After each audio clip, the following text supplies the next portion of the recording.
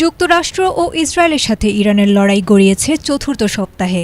গত এক মাসে দেখা গেছে একের পর এক ক্ষেপণাস্ত্র হামলা আর পাল্টা হামলার দৃশ্য। দুই পক্ষই কেউ কাউকে ছাড় দিতে নারাজ। সীমান্তের উত্তেজনা আর শুধু সামরিক লড়াইয়ে সীমাবদ্ধ নেই, বরং তার রূপ নিয়েছে এক বিশাল মনস্তাত্ত্বিক যুদ্ধে। দীর্ঘ ২৮ দিনের এই সংঘাতে সাধারণ মানুষের মনে যখন একটাই প্রশ্ন, কবে থামবে এই রক্তক্ষয়, ঠিক তখনই যুদ্ধবন্ধের জন্য সম্পূর্ণ নতুন এবং অভাবনীয় এক প্রস্তাব নিয়ে হাজির হয়েছে তেহরান, যা নিয়ে এখন বিশ্বজুড়ে চলছে তোলপাড়। ইরান এবার তাদের সবচেয়ে শক্তিশালী অস্ত্র হরমুজ প্রণালীকে সরাসরি দাবার চালে নিয়ে এসেছে। তেহরানের নতুন দাবি, এই গুরুত্বপূর্ণ আন্তর্জাতিক নৌপথের ওপর তাদের পূর্ণ সার্বভৌমত্বের স্বীকৃতি দিতে হবে। শুধু তাই নয়, এই পথ দিয়ে যাতায়াত করা প্রতিটি জাহাজ থেকে নিয়মিত টোল বা কর আদায়ের পরিকল্পনা করেছে তারা।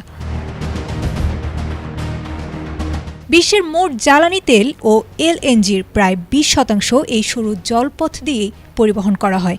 এতদিন ইরান কেবল যুদ্ধের সময় এই পথ বন্ধের হুমকি দিত, কিন্তু এবার তারা একে স্থায়ী আয়ের উৎস বানাতে চেয়েছে। সিএনএনের হিসাব মতে প্রতিটি বড় ট্যাঙ্কার থেকে $২০ লাখ ফি নিতে পারলে ইরানের মাসে আয় হবে $৮০ কোটি বেশি, যা মিশরের সুয়েজ খালকেও ছাড়িয়ে যেতে পারে। ইরানের নতুন সর্বোচ্চ নেতা মোজতবা খামেনি তার প্রথম ভাষণে স্পষ্ট করে দিয়েছেন, এই সুযোগ তারা হাতছাড়া করবেন না। বিশ্লেষকরা বলেছেন, বিশ্ব অর্থনীতিকে জিম্মি করা যে কতটা সহজ, ইরান এখন তা প্রয়োগ করে দেখাতে চাইছে।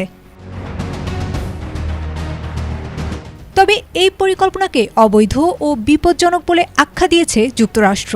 মার্কিন পররাষ্ট্রমন্ত্রী মার্কো রুবিও হুঁশিয়ারি দিয়ে বলেছেন, আন্তর্জাতিক জলপথে এমন একতরফা দখলদারিত্ব কোনোভাবে মেনে নেওয়া হবে না।